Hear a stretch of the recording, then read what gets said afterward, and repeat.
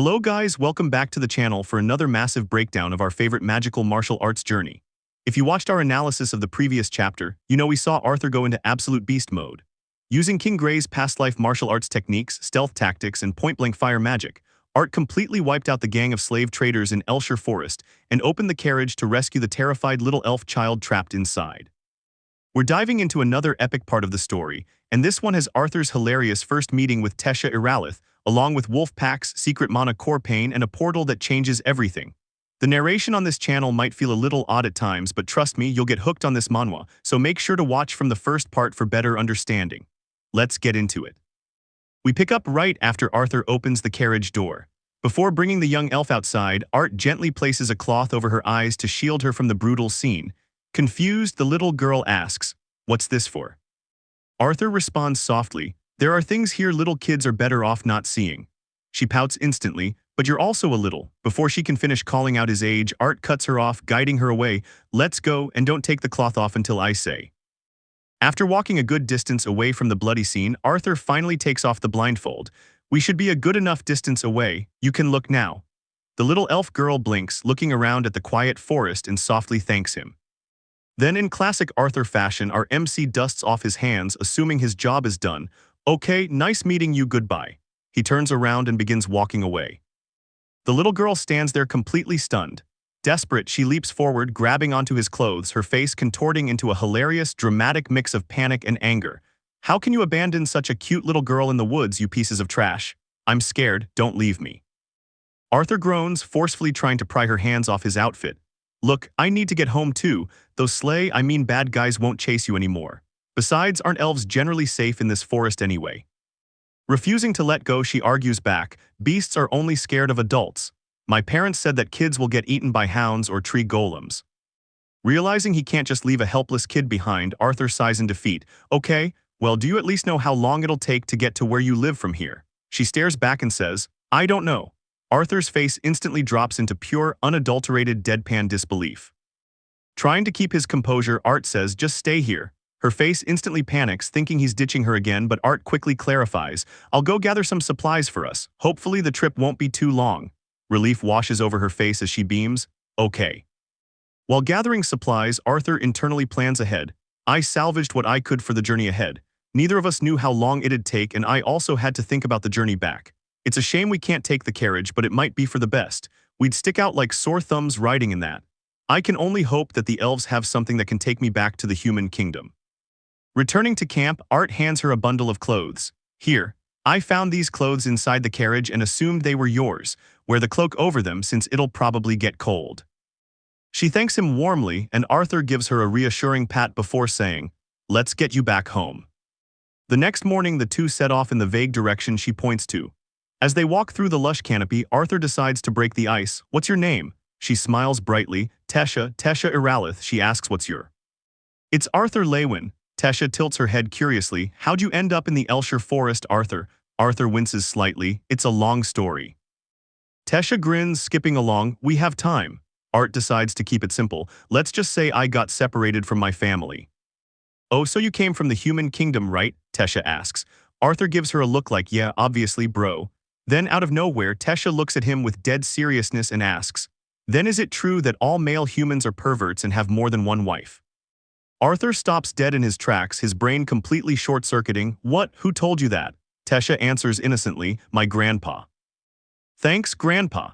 Now Arthur has to spend his afternoon debunking centuries of elf propaganda to a 4-year-old. Arthur facepalms at the sheer ridiculousness. "I see. Well, I'm sure there are perverts among elves too. Wait, do you even know what pervert means?" Tesha blinks, "Not really."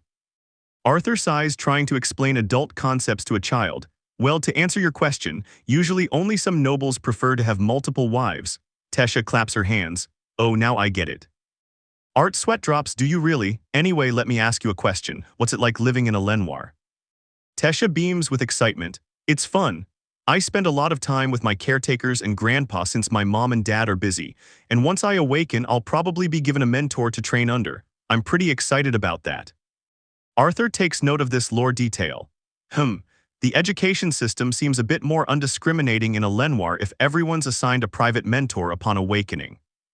Tesha's voice suddenly turns hesitant as she looks down. What happened to those bad guys that took me?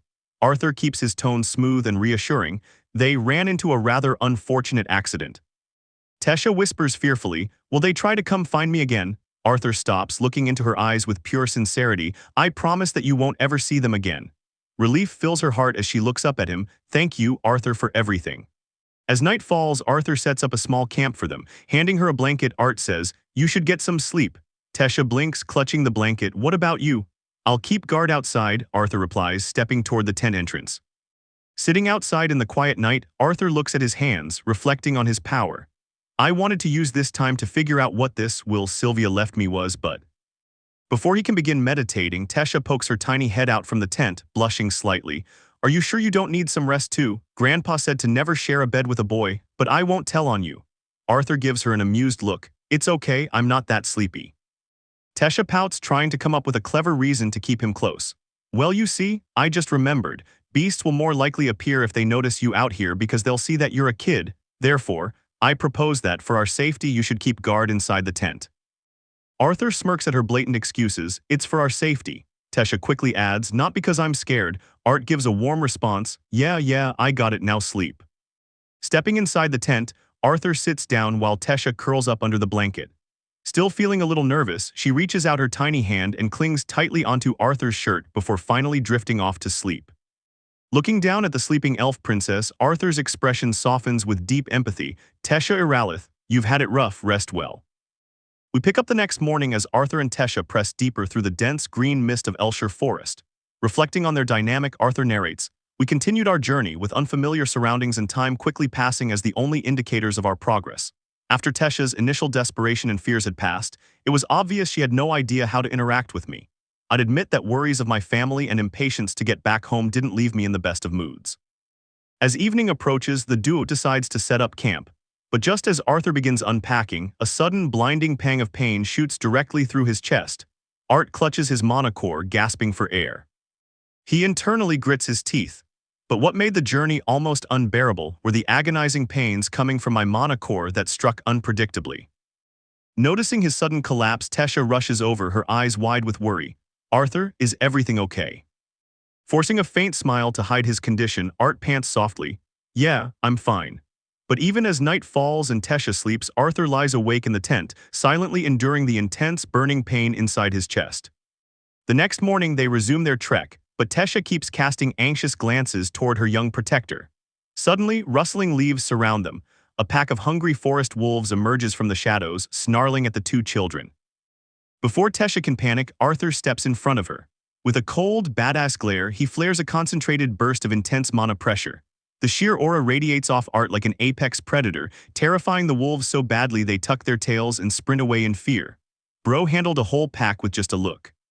However, channeling that mana triggers another brutal spasm in his chest. Ducking behind a thick tree trunk so Tesha won't see, Arthur clutches his chest, sweating profusely. Damn, it's coming more frequently now, should I tell her? No, she'd only worry. As more days pass, the indistinguishable trees finally start looking familiar to Tesha, but their pace slows down drastically as her young body tires from constant hiking. Seeing her exhausted, Arthur steps up like a true gentleman and takes her heavy luggage onto his own back. As for me, despite strengthening my body with mana, the pains continued to grow and it had become harder to hide them from the worried elf. When Tesha notices him wincing again, she panics. Arthur, are you okay? Desperate to cover up his mana core condition, Art comes up with the most ridiculous excuse on the spot, claiming he's just holding in extreme pressure because he really needs to use the bathroom. That night at the campfire, Tesha fidgets nervously with her cloak before looking up at him. So I've been thinking, since we've gotten to be close friends, can I call you Art like how your family does? Arthur responds casually, I don't mind. Tesha pouts, clearly wanting a bigger reaction. Arthur was expecting a simple nickname, not a full emotional ceremony. Seeing her reaction, Arthur's eyes suddenly sparkle with over-the-top theatrical drama as he bows like a medieval courtier. I'd be most honored that Tesha Iralith may refer to this humble countryside boy by Art. Tesha's face contorts in pure annoyance at his dramatic performance. There you go, talking all weird again like some old man. Arthur smirks playfully, firing right back. Better than being a crybaby that can't even pee by herself without me nearby with my eyes closed and ears shut.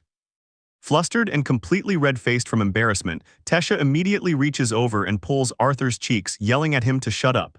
Sometime later, Tesha points toward the dense fog, shouting, "I think I see something."